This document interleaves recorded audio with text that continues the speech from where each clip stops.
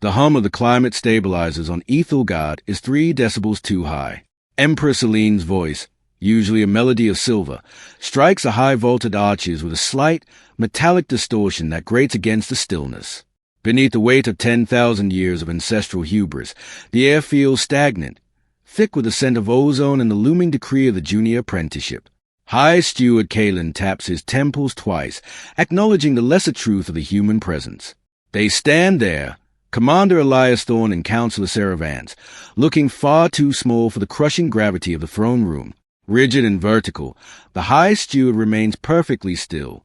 Gestures are for the unrefined, those whose history does not stretch back to the cooling of the first stars. Kalen watches the humans with silver-eyed contempt, noting their soft, mammalian fragility.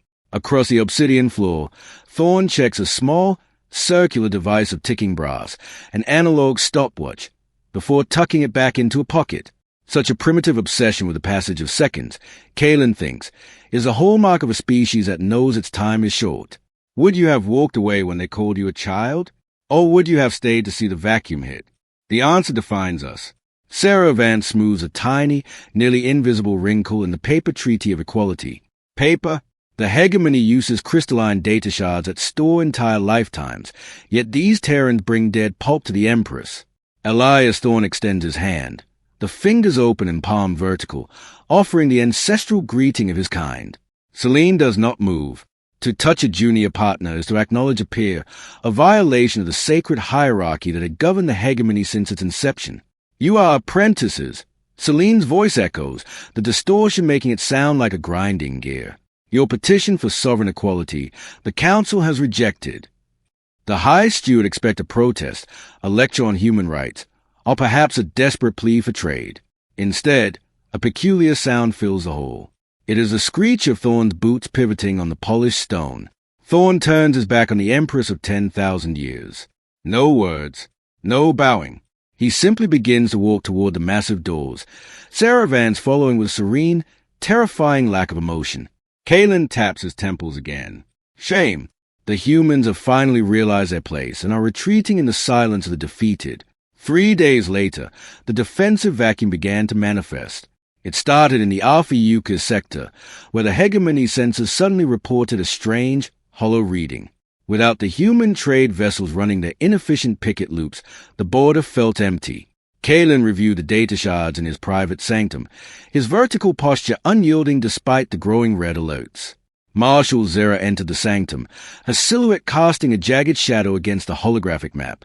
The border is porous, she stated, her voice blunt as a hammer. The Xylos are slipping through the gaps left by the Terran evacuation. Kalen did not turn. The humans were a minor auxiliary force, he replied, tapping his temples. Our history dictates that a junior species cannot be the linchpin of an empire. Zera's lower pair of arms crossed in a gesture of frustration. Then our history did not account for a vacuum. Counselor Vance had sent a brief transmission before their departure. She described the approaching Xylo swarm, a biomechanical plague that had consumed 3 independent systems, as a bit of a logistical headache. Kalen found the understatement baffling. Surely, they were simply trying to downplay their own fear. Across the border, the first outpost went silent. Not the silence of a retreat, but the absolute quiet of a grave. The swarm invasion had bypassed the primary orbital rings entirely. How?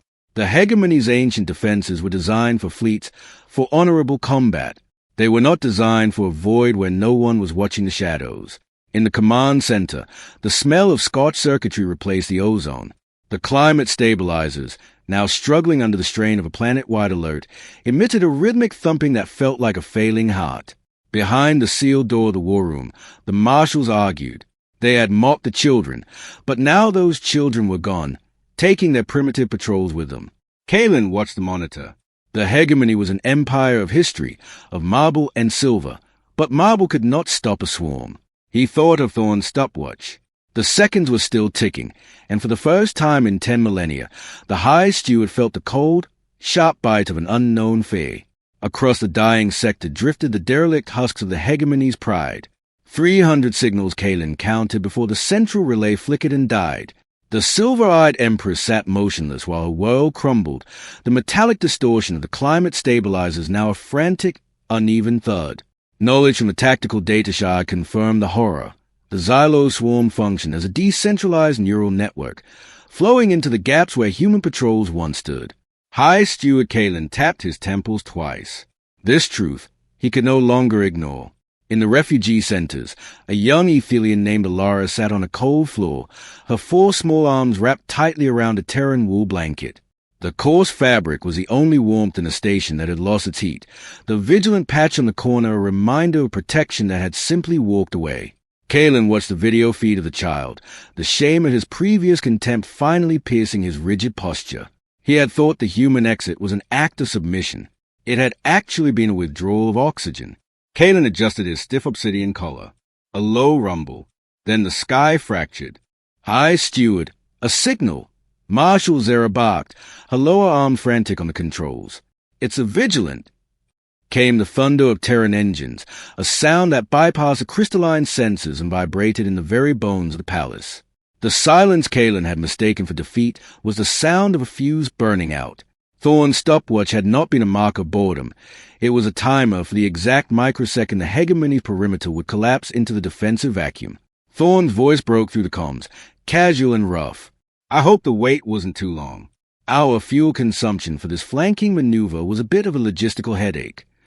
That jagged ship, every Ethelian survivor now knew by name, led a fleet of Terran steel into the heart of the swarm. The Vigilance rail guns tore through the swarm's command core, igniting the atmosphere into neon fire, or replaced the fear in the war room. The hegemony's ancient history had provided no defense against the swarm, yet these children had dismantled the plague with the surgical precision of an elder race. The message was received by the High Steward himself, a brief set of coordinates for the counterattack. Zera didn't mock their youth now. She followed their lead. Elias Thorne entered the throne room an hour later, his boots crunching on the silver debris of the collapsed ceiling. He looked at the Empress, then at Kalen, his face weary but unyielding. The swarm is retreating to the outer rim, Thorne said, leaning against a cracked obsidian pillar. But we aren't staying to hold the door open for free anymore. The sovereign equality he had requested was no longer petition. It was the only prize for survival. Counselor Sarah Van stood beside him, her paper treaty still clutched in her hand, the edges slightly singed by the heat of the atmospheric entry. She looked at the Empress with a serene, patient gaze. The bill for the defense might be slightly higher than the original trade pact, she added. Kalen didn't tap his temples. He simply bowed his head, the rigid verticality of his species finally breaking under the weight of an owned respect. Celine rose from her throne, the metallic hum of the room finally falling into a natural, quiet rhythm. The extended hand, she realized, was not a plea from a junior. It was a bridge across a vacuum. The smoke from the burning capital drifted through the open arches. Elias Thorne stood amidst the silver debris. Empress Celine stepped toward the human commander. 2 hands, one pale and one silver, met in the silence. The extended hand stayed firm.